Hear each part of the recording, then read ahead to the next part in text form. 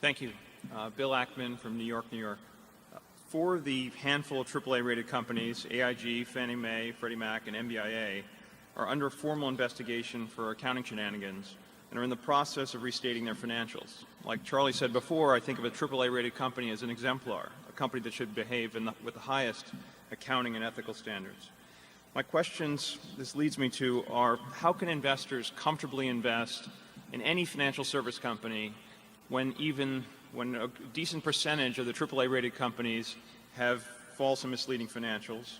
And I guess the follow-up question is, why don't the rating agencies do some independent due diligence from an accounting standpoint so that they can help serve as a watch on this issue? Well, financial companies are more difficult to analyze than many companies. I mean, it is more. If you take the insurance business, the biggest single element that is very difficult to evaluate, even if you own the company, is the loss and loss adjustment expense reserve, and that has a huge impact on reported earnings of any given period. And the shorter the period, the more the impact can be from just small changes in assumptions. We carry, we'll say, $45 billion of loss reserves, but if I had to bet my life on whether $45 billion turned out to be a little over, a little under, I mean, it'd be I'd think a long time. And you could just as easily have a figure of $45.5 billion or $44.5 billion. And if you were concerned about reporting given earnings in a given period, that would be an easy game to play. In a bank, it basically is whether the loans are any good. And I've been on the boards of banks, and that's, I've gotten surprises. It's tough to tell.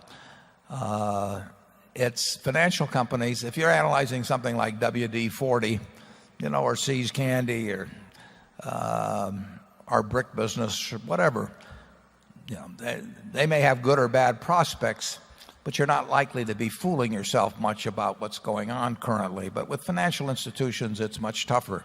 Then you throw in derivatives on top of it. And it's no one probably knows perfectly what some of the, or even within a reasonable range, the exact condition of some of the biggest banks in the world. But that brings you back to the due diligence question of the agencies. You had very high grade, very smart, financially smart people on the boards of both Freddie and Fannie, and yet, one was $5 billion and one was apparently $9 billion. Those are big numbers, and I don't think those people were negligent. And it's very, very tough to know precisely what's going on in a financial institution. Charlie and I were directors of Solomon, and Charlie was on the audit committee, and I forget the size of a few of those things that you found, but what wasn't found. And that doesn't mean that people below are crooks or anything like that. It just means that it's very tough with thousands and thousands and thousands of complicated transactions, sometimes involving the computations involving multiple variables. It can be very hard to figure out where things stand at any given moment. And of course, when the numbers get huge on both sides and you get small changes in these huge numbers, they have this incredible effect on quarterly or yearly figures, because it all comes lumped in. Those adjustments come lumped in a short period of time. So I just think you have to accept the fact that insurance, banking, finance companies, we've seen all kinds of finance company, both frauds and just big mistakes over time, just one after another over the years.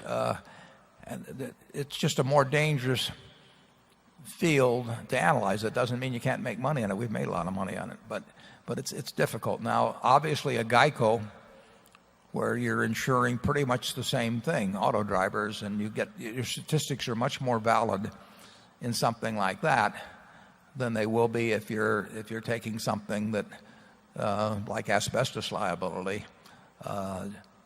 You're subject to far greater errors in estimation. Doesn't mean that people aren't operating in good faith, But, I would just take the asbestos estimates of the 20 largest insurance companies. I will bet you they're way off, but I don't know in which direction. And that's sort of the nature of financial companies. I wouldn't fault the rating agencies in terms of not being able to dig into the financials and find things that all of the companies that you've talked about have had big name auditors, and our auditors at Berkshire, how many hours did they spend last year? I don't know what it would be, probably 70,000 hours. And I'm sure if you take major banks, they're spending more than that.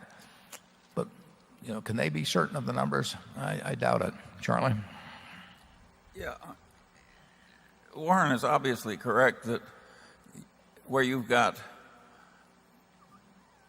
complexity, which by its very nature provides better opportunities to be mistaken and not have it come to notice, or to be fraudulent and have it not be found out, you're going to get more fraud and mistakes than you are if you're selling a business where you shovel sand out of the river and sell it by the truckload.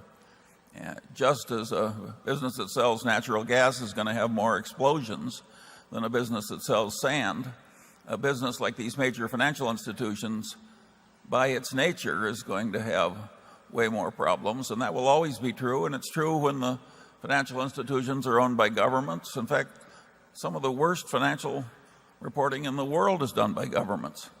And governments, institutions like government banks in China, etc. So if you don't like the lack of perfect accounting in financial institutions, you're in the wrong world.